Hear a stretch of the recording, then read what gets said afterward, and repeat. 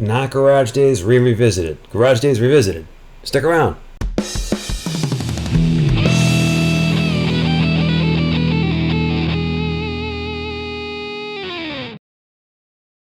Written by Ian Jones, Jim Serrato, and Brian Ross of the band Blitzkrieg. Blitzkrieg the song, as recorded by Metallica, depending on which format you own it, is the last song on side 2 of the Creeping Death EP on vinyl, the last song on both sides of the Creeping Death EP on cassette, the last song on side 1 of the 1988 version of Kill 'Em All on vinyl and cassette, the last song on the album on the 1988 version of Kill 'Em All on CD, the third song on the 1990 version of the Creeping Death Jump in the Fire maxi single, and the 7th song on side 2 of Garage Inc. You got all that? On the previous episode for Am I Evil, I got into the treasure trove of fun facts for these two songs. I'm not going to do that here. You can see here I have Blitzkrieg as song 0112. As a kid, I had the 1988 version of Kill 'Em All on cassette, where Blitzkrieg was the last song on side 1 after Whiplash, and then you turn the tape over and it played Phantom Lord.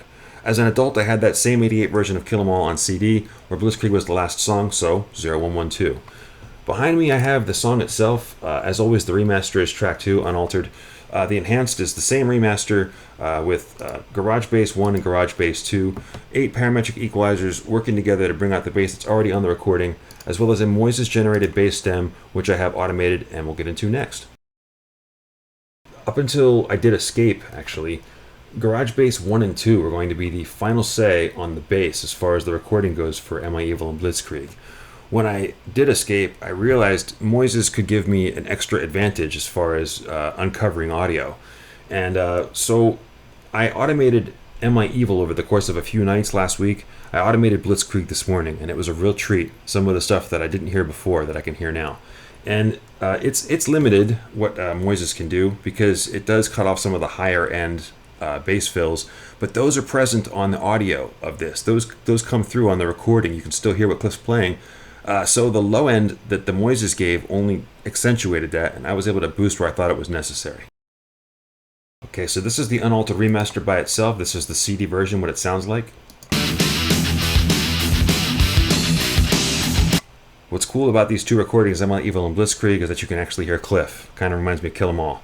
Ride the Lightning, he's quiet. Master Puppets, he's a little bit less quiet, but it is nice to hear Cliff. This is with my enhanced bass track, the Garage Bass 1 and 2 equalizers. Alright, and just with and without.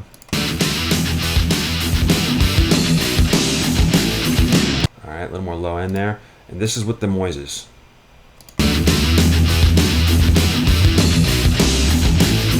Alright.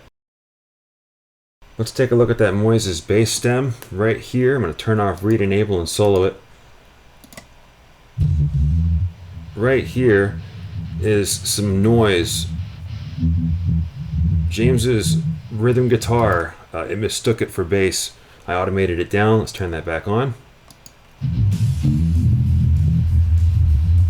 And it's not perfect. It doesn't really give you the entire upper register of what Cliff's playing, but it does give you more than you had before.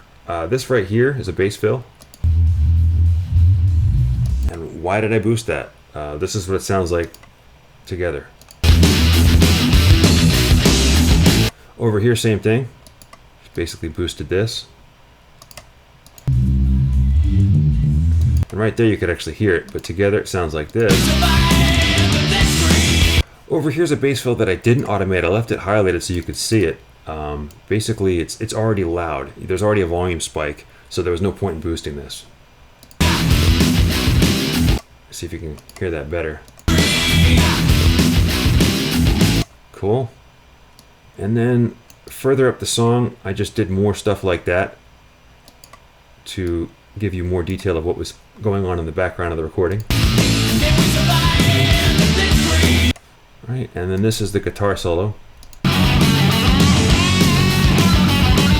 And what I basically did was,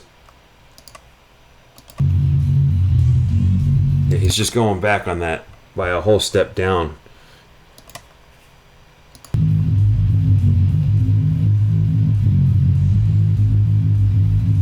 And then over here, at the end of the solo, you can see it goes up and stays up. This whole section right here,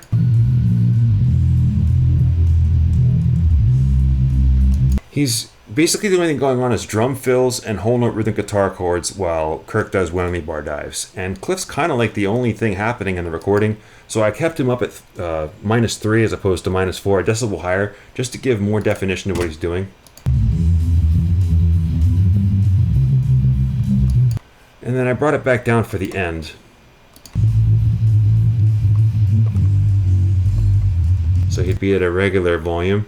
And then right here, he just does something up the fretboard that I thought was kind of cool. I brought him back up to -3.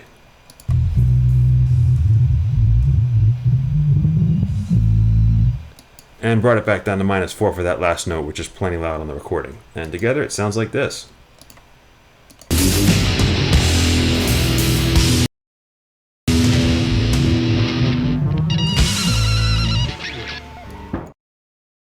Cliff Burton always improvised. He never played it the same way twice, but that's what he did. He found a new way to make it his every time he played it. Not this time, not the main riff of Blitzkrieg. In fact, every time he plays this main riff, he plays it exactly the way James plays it. And he never deviates. Probably because the main riff is awesome. The rest of the song he improvises, but this main riff, he's lockstep with James. And now our moment of guitar architecture. Blitzkrieg is your very traditional early Metallica recording in that James is on rhythm guitar left and right, Lars's drums are in stereo, Cliff's bass, Kirk's lead guitar, and James's vocals are in mono.